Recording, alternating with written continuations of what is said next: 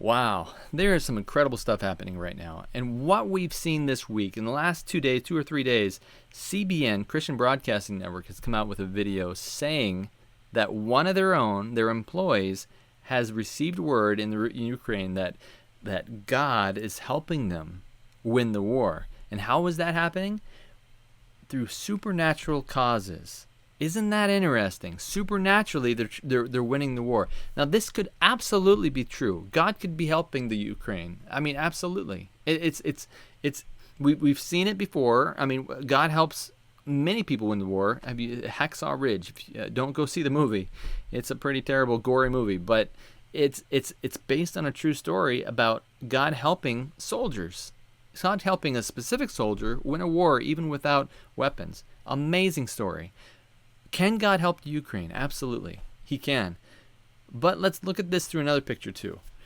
What they say in this video is that he sees a ship, an alien ship, a UFO, and the UFO strikes down the Russian army. They say that.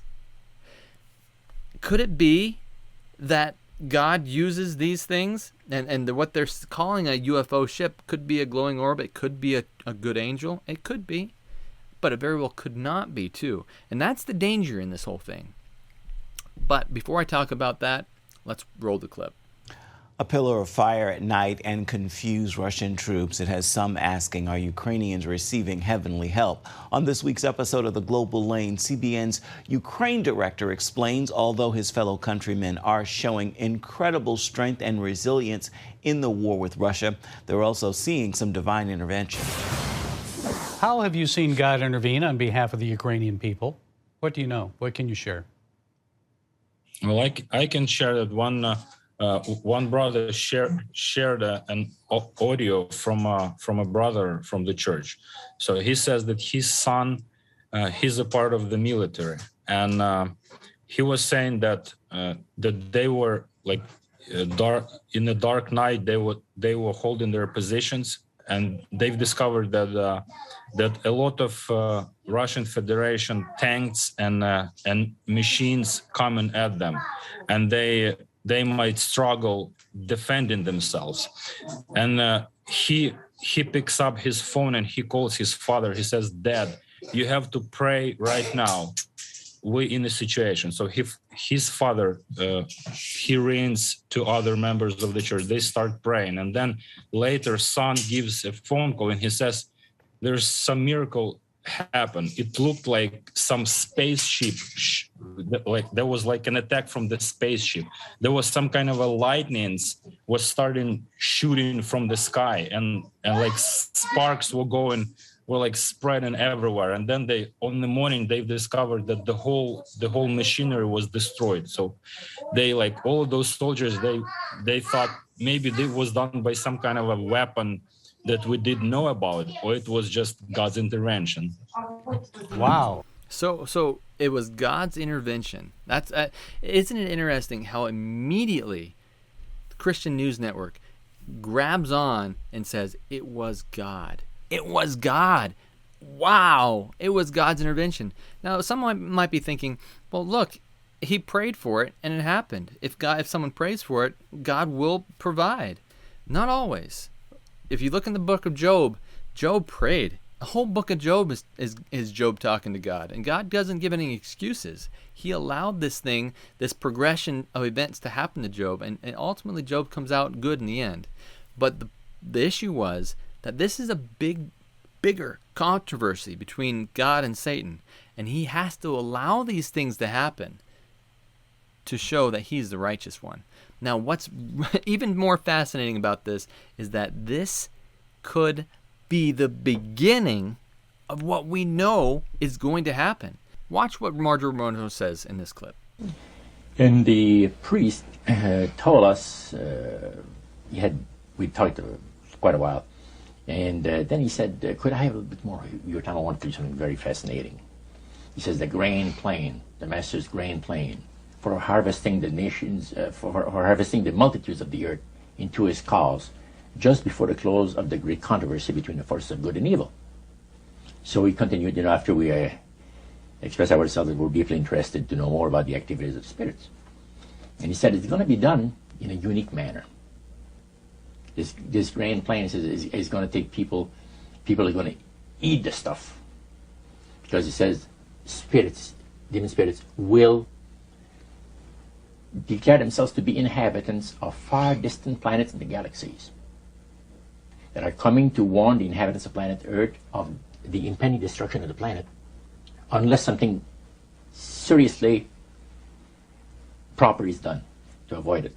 So the ultimate plan here, since Satan cannot impersonate the coming of Christ, is to have some external being come and say, hey, I can help you out. But in order to help you out, in order to get to where you need to be, you have to do something that's somewhat provocative.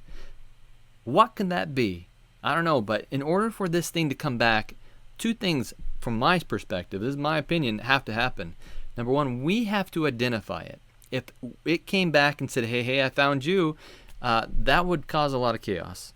But if somehow we said, hey, we're hearing things, maybe we can communicate with it. Or hey, maybe we can talk to this thing.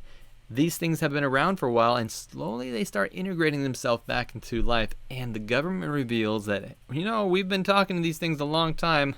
We knew about this all along. It would calm the fears of the people. And this so-called strange thing would become quite normal. The second thing that has to be done is it has to establish itself as good. Now, how does it do that? Well, by doing something good to us. So, like I've said in Starfall, if you haven't seen Starfall yet, go and watch it on this channel, starfallmovie.com. You will see that this thing actually said that this will actually happen. You will see that what actually will happen is that this thing will establish itself as good by preventing some kind of natural catastrophe, man-made catastrophe, or lawlessness, and saying, hey, look, we want to make things right.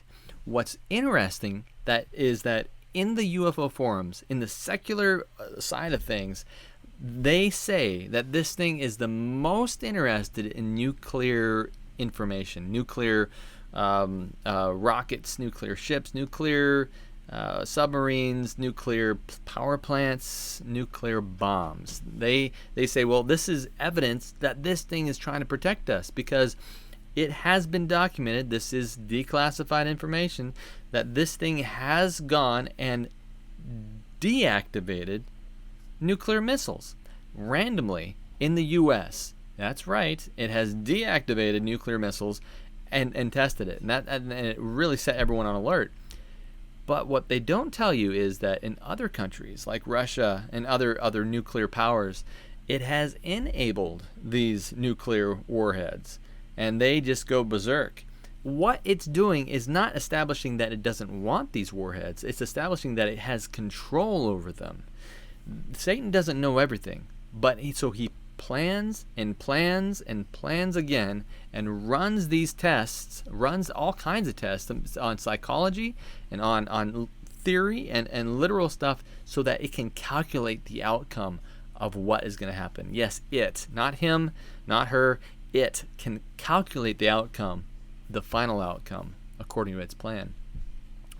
But ultimately what happens in the end is God wins. If you read the end of the Bible, you know that ultimately God puts everything back to normal, everything back to the regular. We are so lucky to live in such a time as this. This is not a time to fear. This is a time to be amazed at the wonders of what's going to happen. It's just incredible to see that everything is playing out exactly how the Bible outlines it. You just have to read it. Revelation 13 talks about how this whole thing revolves around worship. Isaiah says that Satan, all he wants is to be recognized as a god. He wants worship as God. He says, I will sit on the throne. I will be like the Most High. That's what Satan wants. He wants to be worshipped. In Revelation 13, everyone gets hung up on the 666 and the mark of the beast and all this other stuff that's in there, and they totally miss the fact that Revelation 13 says anybody who doesn't worship, Satan wants to kill him, wants them dead. That's ultimately what's going to happen. Not the death part, the worship. He wants everyone's worship. So this is the key element to watch out for. Worship. It's all going to be revolving around who do we believe in and what characteristics of that God do we worship. Stay tuned. There's a lot more coming down the pipeline.